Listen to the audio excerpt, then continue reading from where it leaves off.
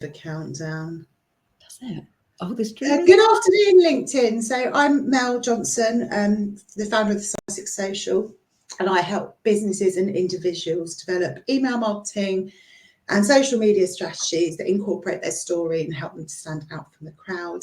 And I am here with Katie Flayman, who will let her introduce herself in a moment to talk about how to incorporate storytelling into your marketing. And the one thing I do want to say, because I always forget, is if you do have any questions and comments, please do pop them in the chat and we will do our best to answer them as we go through or at the end. So Katie, do you want to introduce yourself? Yeah, hello everyone. This is very exciting. This is my first LinkedIn Live and it's really cool to be doing this and talking about the thing I obsess about, which is storytelling. So thank you for having me, Mel.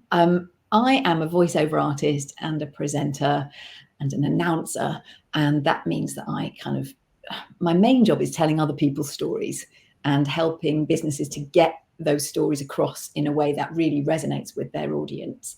And what that means practically is that I have a little recording studio that I work from more or less all the time, and I will record corporate videos, brand films, explainers about products and services, training modules, answer phone messages, and then sort of random stuff like museum guides and sometimes video games and animations and things. So my job's really varied, but most of my work is corporate work and helping businesses to do what they need to do. Okay, cool. So I think one of the things we wanted, is for us really is that kind of purpose of incorporating storytelling into your marketing. And I think, subconsciously, whether we know it or not, 95% of our purchases are built on emotion.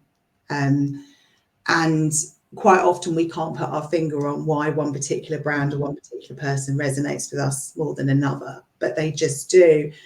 And part of that is really around the stories that they tell and how we think we can connect with them emotionally. I mean, we'll kind of talk about how that works for you as an individual, but also I think when we think about the kind of big brands that we all love or not, when we talk about if you think about something like Nike or Dell or Apple, it's all built on storytelling. Their marketing is not really about their products. So we all kind of have that much deeper sort of loyalty to them because they include those stories in their marketing.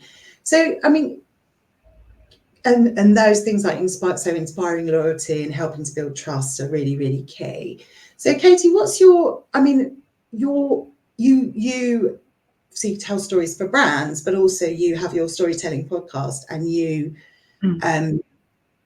tell your story or the story of your business on LinkedIn. So how do you think that kind of sort of works for you, and what's your kind of personal experience of that? I guess, do you find that something that's challenging or you enjoy doing, and what's the benefit, I suppose? Well, I think the goal of marketing is to be remembered, because what people want ultimately is to be top of mind, so that their product or service or them as a person is what pops into the customer's head when they're ready for that product or service or when they're ready to buy. And the best way to be remembered is to spark what you were just talking about, that emotional connection. And the way to do that, it's not it's chemical, which is bonkers. It's kind of like a hormonal thing. So if I was trying to persuade you to buy my pair of trainers, you might listen to my message and you might look at all the stats about why they're a great pair of trainers, and you might pick a color that you quite liked and stuff like that. But if I didn't make you feel something about the trainers, then you might go pick another pair from another company. But if I made you feel like you were part of a community, or that the ownership of this particular product gives you some deeper emotional connection, that releases the hormone oxytocin, which is the kind of the hormone of belonging. And a story can do that in a kind of completely bonkers way, because if you tell a story about something to do with your business or to do with yourself that your audience connects with and resonates with, whether you're talking about your brand or not, that sticks. It's a little bit sciencey and a little bit magic, I think. Yeah, and I think just to kind of build on that, I think it's that is no one wants to do business with a logo, and your story is the point of difference. I mean, what's different about Katie, the voiceover artist, is obviously your voice, but there's lots of different people there's lots of different people there's a lot choose. People do what I do, exactly. If you're an accountancy practice, on the surface you don't look any different from small numbers Smith and Co down the road, but actually it's those people, and I think it's the people within that organization that people buy from. So I think it's whether you're an individual business owner or a kind of medium-sized business, because obviously we can talk about these big brands and their storytelling, but it's probably not relevant to most people watching. But it's actually how do you incorporate that big story of your business, but also, the story of the individuals within that business can be really, really powerful. Even if you only do 2 or 3 people, about showcasing their values, what they care about, why they enjoy working for you, with you, is really, really powerful. I think that's a massively important point, actually, because if you are a small business, or if there's just you, it's about perspective, but it's also about having that consistency of your brand values and what you stand for and what you believe in. Yeah. So I did a podcast series that wasn't my own podcast. This was working for another client, a big technical corp, which had offices all over the world. And they wanted to use the podcast as a way to tell stories about what it's like to work for their company. And it was really clever because they had me interviewing a person from each of their different offices. So there was the people in the Netherlands and the people in Dubai, and each one of these individual people was talking about, well, the weather and the food and the lifestyle and stuff. So it was a very different experience living in all these different countries and different cultures and things. But at the same time, there was the singularity of the brand values, and everybody felt able to speak up and pitch their ideas, and everybody felt part of the business as a whole and that community. So that there was a sort of cohesive story there, but also an individual perspective from the different people. And I think that that's something that any business can do, even if it's just like with regular posts they do on LinkedIn or little videos or Instagram stories or wherever you're choosing to do your marketing. Because it's about having those different perspectives, but also reflecting the core values and the purpose of the business as a whole. Yeah, and I think what's interesting about that, I mean, you see it a lot here on LinkedIn. A lot of bigger businesses, they won't talk about on their business pages. They don't really talk about the fact that what they do, but they use their people, and that's really attractive in terms of attracting people who want to work for you if you're a bigger business. But actually it's also, you're much more likely to attract your ideal client, and that's essentially those people who share your values. Because you're showcasing your values, you're showcasing your people, and people think, oh, actually, I want to work with that organization because they treat their staff really well, or because they give away 20% of their profits to charity, whatever that might be. And I think, and that is so valuable to your business, because it creates kind of lifetime, much higher lifetime value with customers. But people remember that. And also you, whether you're an individual or a business, and your client are going to have a much better experience of working together, because you understand what because you have synergy. In my podcast, Storytelling for Business, Melanie Perry is my guest in this new season, one of my many brilliant guests, and she talks about exactly that. She says you don't want to do business with everybody. You want to do business with the people that resonate with you, because everybody's going to have a much nicer time. So and sharing stories about who you are and what you believe in is exactly what you just said. It's a way to attract clients who will naturally gravitate towards you because you're telling them stories they want to hear. Yeah, and I think exactly, you will have a much nicer time. And I know sometimes people get concerned about saying things. And I guess this is our next kind of moving kind of slowly on to the next point is you know, it's about like sharing what you feel comfortable sharing, but also what your clients want to know about you. Because you depend, you know, there might be things that actually you sometimes can't say because it's not your story, or perhaps it's not appropriate for the audience. You know, so I think we really need to feel comfortable with it. But yes, I think you know, as you say, everybody is going to have a far nicer time. And I think there's often concern, not just with storytelling within your marketing, but with, you know, this kind of barrier of like, oh God, I'm going to put people off. But actually, most of us can only work with a finite number of clients. Yeah. So, you know, so many hours in the day. You don't want to be everybody, you know, you don't necessarily want to be everybody's cup of tea. Yeah.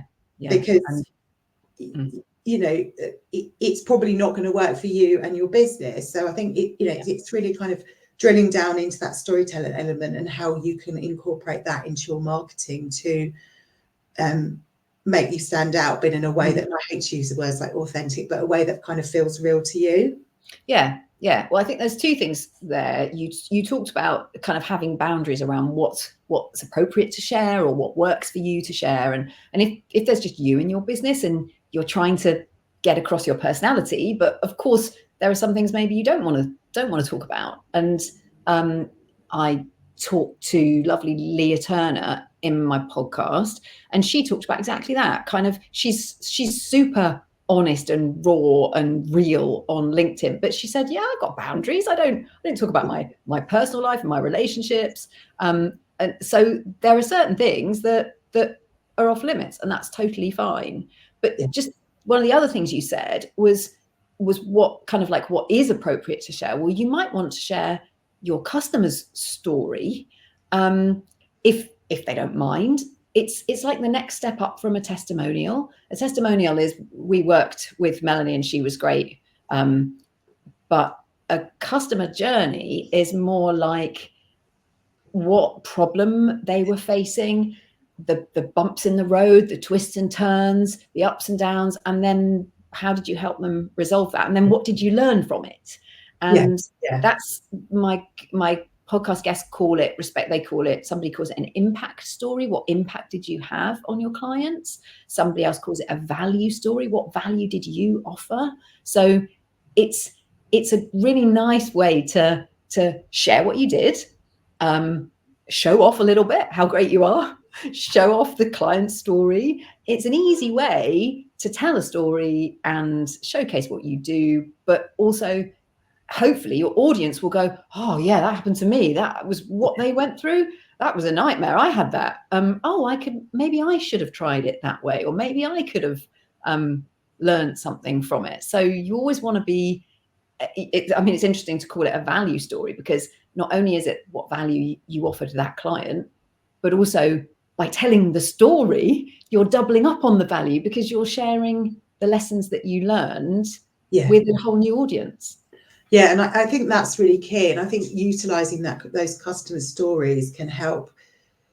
It's that, you know, what's the purpose of this? How is it helping others? But I know that a lot of people think, you know, no one's interested in me. I haven't got this big hero life-changing story.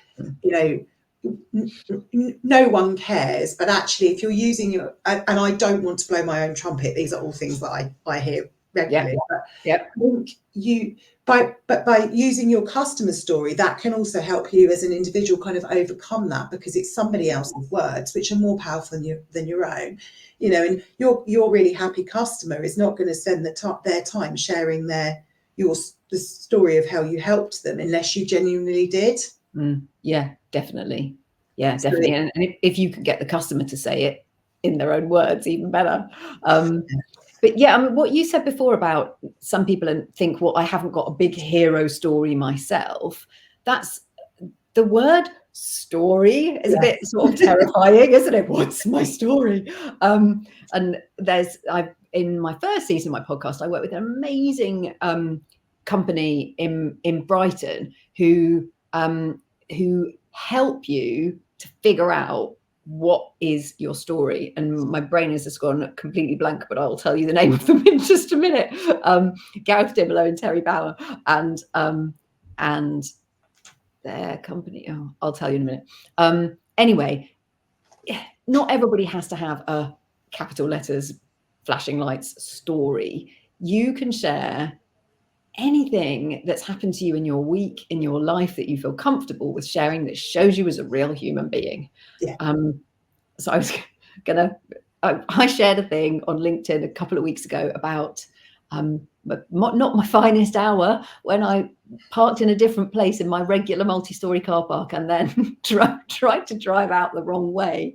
And very normally I would go up because I'd be parked in the basement, but I ended up on a higher level and I should have been going down. And anyway, I met this guy coming the other way, and he was a bit cross. So I panically had to reverse. Anyway, it wasn't great, but I'm a real person, and probably people will remember that maybe more than I just won this award for this, or I just did this amazing thing for that. I've had a great day. How's your day going? So being real and human and flawed and relatable is actually a really important part of any kind of storytelling, really. Yeah, and I think that what you've just shared is that, you know, the multi-story car park story. Car park was one of those, was a word that two words that I actually couldn't say until I was about 10. I used to say car park. So as I said that, my brain suddenly went, oh my God, did I just do that thing that I used to do when I was little? But I think that's what you've done there, is you've just hit the nail on the head. That is a story that is memorable. It's a little bit klutzy, it's a little bit embarrassing, but it's not deeply personal to Katie. Yeah. So I think it's treading that line between it's that thing of like, oh, you can tell that story and people feel that they know you. They go, oh, she shared that, you know, she's really funny. Yeah, oh God, I've done that sort of, you know, that type of thing. But it's within your boundaries of what you want to share. Definitely. So the agency that I was whittering on about is called Inside Stories, and they're in Brighton and they're brilliant. And Brighton's actually a really interesting creative hub for a lot of, that's just local to me and you. But it's a very interesting hotbed of lots of creative people who are exploring some of this kind of thing. And yeah, so some of those local stories are in the Storytelling for Business podcast. And I just wanted to talk about that a little bit, if that's okay, because what I do in the podcast is, as well as talking to creative people who help you to figure out what your story is and what a story is and all of that, I also do talk to ordinary business owners.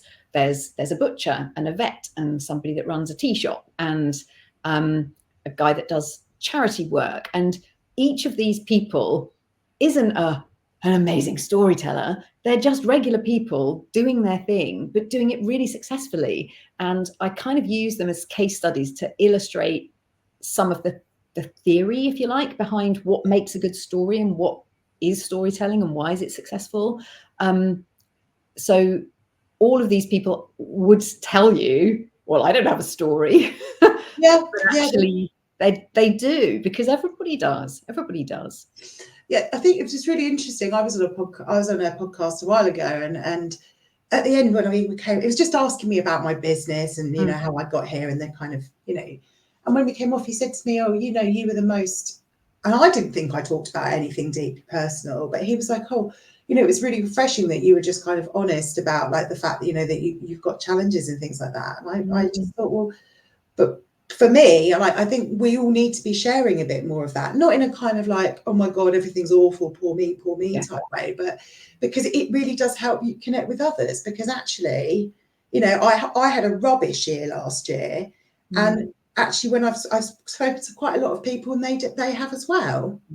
So you have to be relatable, because it's all human relationships are about, well, I was about to say about relationships, but it's about having a connection with people, whether that's in your personal life or in your business life. People want to work with real human beings, and nobody's having a great time all the time, 100% of the time. No, sadly not. Sadly not. No. I'm having a great time now, just saying. Yeah. but yeah. So I think, I mean, I'm going to get you to talk in a minute to talk a little bit about, we were talking about different types of stories, because there are lots of different types of stories, but I would imagine that we've got some people here who are thinking, okay, well, I'm still a little bit in the dark about, what my story should be and what I'm happy to share. And I think, working, there's kind of a lot of exploratory work that can be done around that. But I think it's just tuning yourself into what are the stories in your day. Yeah. So what the things are, and it's interesting. I mean, in a more kind of general sort of content way, I work with a lot of people who it's like, well, we haven't got any content. And actually, once you dig down into their business, there's an awful lot that they can talk about, not just storytelling. But I think it's first of all, I think, see, everybody talks about, start with why. So actually thinking about, why you run your business and how you got there. Those are kind of little stories within themselves. But also, what are the things that you do every day, or what something that has happened to you, is that something that you can kind of weave into your marketing and and talk about, and and how is that helpful? I think, how is that helpful to your customer, and what do they want to hear from you? And actually, you can always ask people. Yeah. I mean, you don't know what to say. What are people most interested in? That's a great point. So I think there are various different sorts of story if you want to treat it like a kind of a big deal. So there's your origin story or your founder story, which is about you as the business founder, where you came from, what you did before, how your childhood first job in the sweet shop turned you into somebody that always wanted to create amazing cakes, or whatever it is. That's your personal founder story, and people will be interested in that. It's like your backstory, basically. There are behind the scenes stories that you can tell, like kind of day in the life, which you might think is boring, but other people will be super interested in. You can do like time-lapse camera things of them, and even if it's just like a whole load of meetings and scribbling down and writing on a whiteboard, that's still, this is what most of my day is like. And I'm not always out swanning around doing networking, because a lot of the time I'm doing admin, just like you. There's that kind of a way to connect. Then there's impact stories or value stories that we talked about before, with the impact or the value you brought to the customer.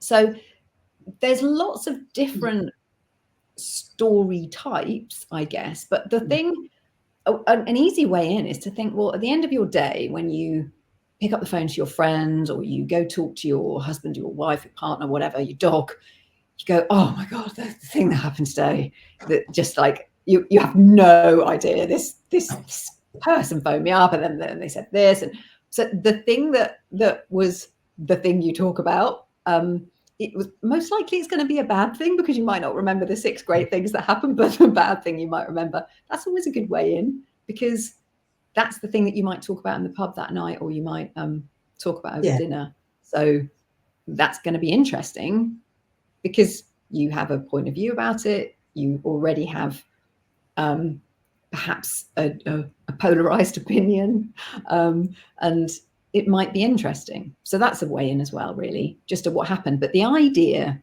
of a story is to spark a conversation, and you can leave something out in order to have your audience ask a question, or get involved somehow.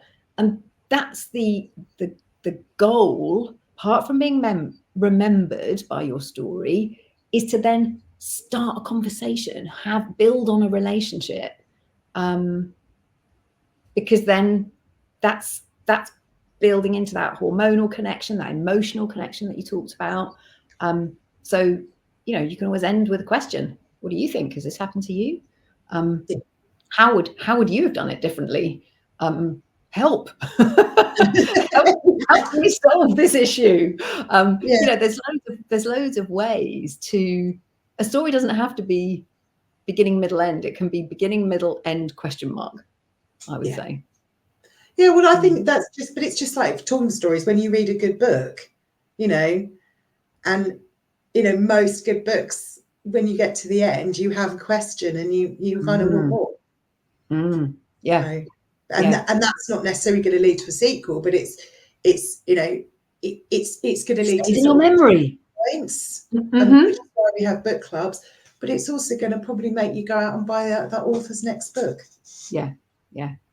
So I just think for a lot of, I know a lot of people really kind of have that fear about just posting content in general and what to say. But I think it's, you know, such a small percentage of your audience see your content. See terrible statistics, aren't there? Hardly anything gets seen. Hardly anything, because, you know, people online.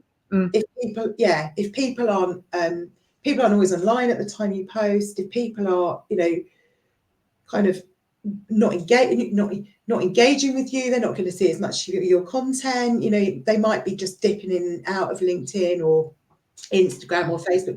So it's perfectly okay to use those same stories again. You know, that introduction that you, and I do this. When I don't practice what I preach and don't stick to a plan, I think, I shared an introductory post, like, I must have done that like last week, and then I look back, it's like, no, it's been 3 months. So and people not remember that, but also you really need to kind of reinforce that message, because, you know, we're all so busy, our heads are all so full, you know, we're not going to remember that story or who you are, what you do that first time round. You need to kind of keep feeding it. So when people are ready, that's the thing that they'll be like, oh yeah, that's the person I need. I think there's two things there. You can reshare your content and reuse the same story, but be aware that you might have a different audience on, if we're talking about across different social media platforms, you might have a different set of people, a different sort of people on Facebook than you have on LinkedIn. So you might want to tell your story in a slightly different way for your Facebook audience than you would for your LinkedIn audience. That's something that you can play with and experiment with different pictures or different, you know, one you might want to do in a little Instagram live thing, story. Other things you might want to do in a post with bullet points. I don't know. So that's one thing. And I can't remember what the other thing I was going. Yeah, I mean, I think that's the kind of, but, you know, like you say, it's all about going back to, it's about having that solid foundation, isn't it? Who are my customers? Where are they hanging out? What do they need to see from me in that particular place? Yeah.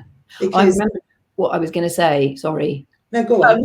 When you were talking about doing an introduction post and doing that on a regular basis, what you can do if you're doing social media posting for story is tell your little anecdote or your story or your or we'll get into the kind of the nuts and bolts of how to make a story in a bit, but you can also do a little e-signature at the bottom. This is me, this is what I do, just in case your fabulous story about catching lobsters isn't relevant to the fact that you are a second-hand car salesman.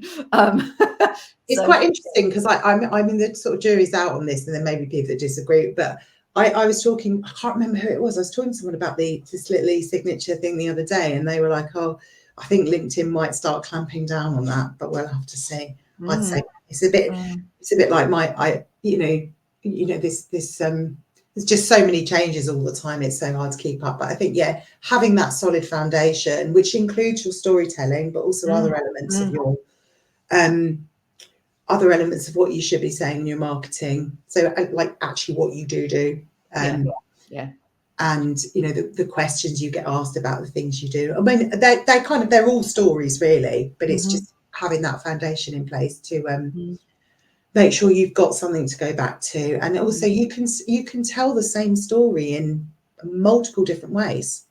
So Yeah. I mean, that was the third time I'd heard the multi-story car park story, but it was a different version from the other two, because you didn't tell me about the cross man. Yeah, he was horrible. My daughter's in the front seat roaring with laughter, and I'm going, I'm so stressed, I can't reverse.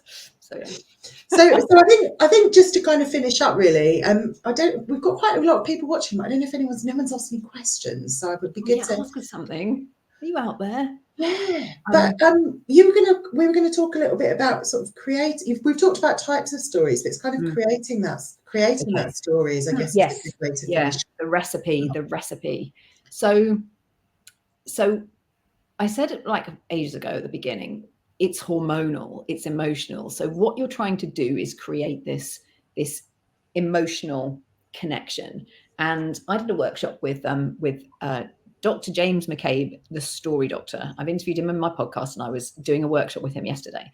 And his kind of formula for a good story that you need to create: 3 things: empathy, suspense, surprise. And empathy means connecting with your audience in a way that they're going to relate to. Suspense means keeping their attention by the chain of events that you're describing, so they don't scroll off. And then surprise, ideally there's a twist in the tail, or you're telling them something that they didn't know before at the end, and that gives you a dopamine hit. It's the same as a bar of chocolate, and cake, as you said in your post this morning. Yeah, exactly. It's a sugar rush, essentially. It's a feel-good thing in your brain. And surprise is, God, I had a fact about it, didn't I? How many percentage? If you 400, 400% spike in attention if you surprise a person with a piece of information, because they're going to remember it, and the goal is to be remembered. So there's 4 elements to a good story: character. And ideally, the more flawed, the better, the more relatable and human, the better. So you could be telling a story about yourself or somebody else. A plot. So something's got to happen to this character. You need to take them on a journey, and the journey has to have some kind of obstacle or conflict or problem that they need to overcome. And then a resolution. It doesn't have to be a happy ending, but it must be satisfying somehow. And ideally, it's surprising. And ideally, the whole thing is entertaining, because if it's boring, they've already scrolled off. So you've lost them. So that's it. A character, a plot, conflict, and resolution. And ideally, be surprising at the end. Tell them something they didn't know before, because that's also giving value. Entertaining someone is offering value just as much as educating them. So that's it. It's really not rocket science. And if you put a plot in what it was you wanted to talk about, and just slot it into those 4 things, it's a good framework to be working to. So there we are.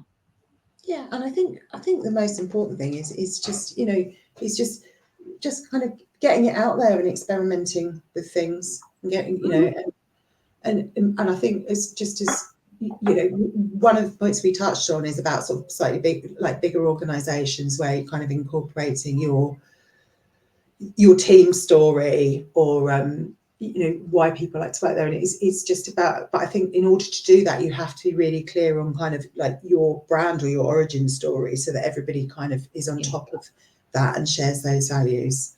Who you are, what you stand for, what you believe in, why you started your company in the first place. I mean, there's 4 different stories in there. They may or may not be the same story, but they tell a lot about you, and they will help your audience to connect with you. And also, I think that story can change over time, because I mean, why did you start your storytelling? Why did you start your voiceover or storyteller? Yeah. I mean, that's such an important point, because everybody's changed. Human beings are changing all the time, and things evolve. So my background's television news. I used to work at ITN and the BBC doing Channel 5 news and other programs, and I was a broadcast journalist. I was telling news stories, and then life moved on, and I got married, and I was going to have a baby, and I didn't want to be in a 24/7 work environment with a 24/7 baby, because they are.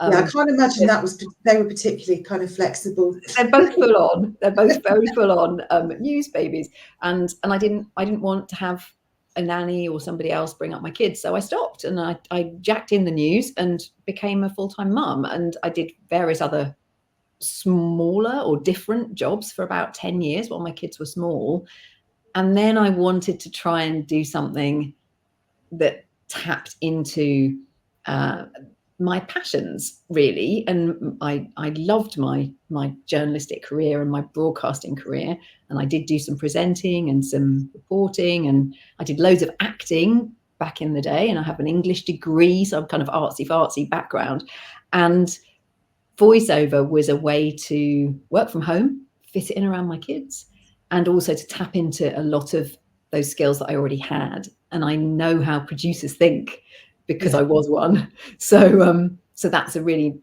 helpful kind of way into it for me.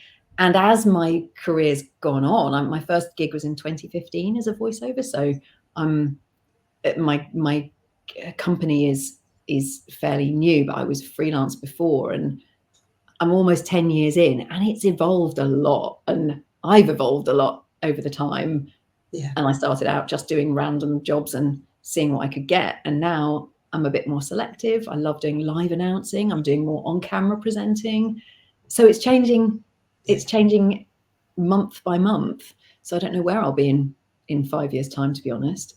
Yeah, and I think you have to go with it. I mean, I was thinking about my kind of story the other day, because when I originally set up like my sort of business, which was predominantly doing social media management at the time back in 2017, I'd had a really rocky, I've got time for this today, but I'd had a really rocky end to my corporate career. And I just, I kind of wanted something that I was to earn a bit of money and to sort of fit around my children. So I guess I was kind of sort of accidentally self-employed, I suppose. And then actually I just suddenly realized that there was so many people out there who'd come out of the corporate world that were in the same sort of position that I was in, women, and who actually were just, and it was, this was, storytelling and personal branding, as we call it now, all of those things were becoming much, much more important. But obviously people were absolutely terrified. And I have a sales background as well. So I was kind of like, actually, I understand kind of how to connect sales and marketing, because quite often they don't talk to each other. So actually, for me, it was about kind of finding something where I could work from home and was flexible around the children, probably similar to you. But actually, that kind of then moved on to being like, actually, it's because I don't want people, I think for me, it was, I don't want people to feel how I felt when I came out of my corporate job. I had a really good time. I want them to feel, have that confidence to put themselves out there, know what to say, but kind of do it in a way that isn't overwhelming. Yeah. And I originally was just working with women, and then I suddenly realized that a lot of men feel exactly the same. My husband, bless him, the thought of putting a post on LinkedIn would just make him want to go, like literally go and lie in a dark room. So it's definitely not just a female thing. But yeah, so I think that there's kind of real value in those type of stories as well, like how things have changed and why sharing your own journey and your own development, and why what you get out of it. I mean, I get such a kick from working with people and having them go, oh, it's so much better than when Brenda from accounts did it. Brenda voiceover. Brenda is excellent at accounts. I'm not good at accounts, but it's a way to help people in a way that they maybe didn't even realize. And so I think a lot of us do these kind of servicey type jobs where we are the product and the service, and I get so much satisfaction from it, just knowing that people are blown away by having a brand voice that sounds like their brand, but they don't have to do it themselves. So Yes. yeah. It's Excellent. Well, thank you so much for joining me. We'll and obviously Lisa's commented and just said, I love that entertaining someone gives as much value as educating somebody. If anybody else has got any comments, then do pop them in the chat now. Katie, we've got about 4 minutes before LinkedIn cuts us off, so we can answer them, or we'll put both of our contact details in the chat once the live's finished, because I know Katie wanted to share a few things, as did I. But also, obviously, do if you've got any questions for either of us, then do get in contact. You know, we're not scary. Speak for yourself. No. Well, I'm not scary. Melanie's terrifying, but yeah, no. Please, if something comes into your head later that you're like, oh, didn't really understand that, or I don't see where you were going with this. Please ask. I love talking about this stuff. Well, that's my story. Brilliant. Right. Well, thank you, everybody. It's been a pleasure. Bye. Bye.